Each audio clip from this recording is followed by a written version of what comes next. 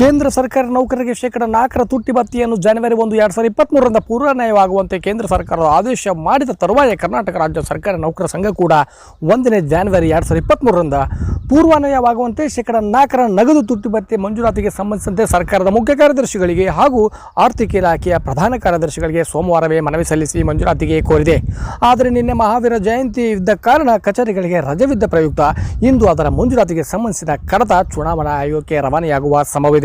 ಏಕೆಂದರೆ ಚುನಾವಣೆ ಘೋಷಣೆ ಆದ ಪ್ರಯುಕ್ತ ಸರ್ಕಾರದ ಯಾವುದೇ ಯೋಜನೆ ಘೋಷಣೆ ಮಾಡುವುದಿದ್ದರೆ ಚುನಾವಣಾ ಆಯೋಗದ ಅನುಮತಿ ಪಡೆಯಬೇಕಾಗುತ್ತದೆ. ಚುನಾವಣಾ ಆಯೋಗ ಈ ಯೋಜನೆಯ ಉದ್ದೇಶ ಹಾಗೂ ಗುರಿಗಳನ್ನು ಪರಿಶೀಲಿಸಿ ಆ ಯೋಜನೆ ಪ್ರಜೆಗಳ ಮೇಲೆ ಯಾವ ರೀತಿಯ ನೇರ ಪರಿಣಾಮ ಬೀರುತ್ತದೆ ಎಂದು ಪರಿಶೀಲಿಸಿ ಅನುಮತಿ ನೀಡುತ್ತದೆ.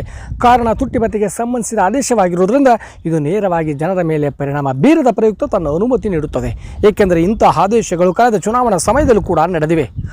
ಕಾರಣ ಮುಂದಿನ ದಿನಗಳಲ್ಲಿ ಗುಡ್ ಫ್ರೈಡೆ, ಸೆಕೆಂಡ್ ಸ್ಯಾಟರ್ಡೆ ಹಾಗೂ ರವಿವಾರ ರಜೆಗಳಿದ್ದು ಮುಂದಿನ ವಾರ ಸ್ಪಷ್ಟ ನಿರ್ಧಾರ ಬರಲಿದೆ. ನಂತರದಲ್ಲಿ ಸರ್ಕಾರ ಇದಕ್ಕೆ ಸಂಬಂಧಿಸಿದ ಆದೇಶ ಹೊರಡಿಸಲಿದೆ. ಶೇಕಡ 3ರಿಂದ 3.5 ಒಳಗೆ ತುಟ್ಟಿ ಭತ್ಯೆ ನೀಡುವ ಸಂಭವವಿದೆ. ಕಾರಣ ನೌಕರರು ಮುಂದಿನ ವಾರದವರೆಗೂ ಕಾದು ನೋಡಬೇಕು ಹಾಗೂ ಎಷ್ಟು ತುಟ್ಟಿ ಭತ್ಯೆ ನೀಡುವರು ಎಂಬ ಕುತೂಹಲದಿಂದ ಕಾಯುತ್ತಿದ್ದಾರೆ. ಧನ್ಯವಾದಗಳು.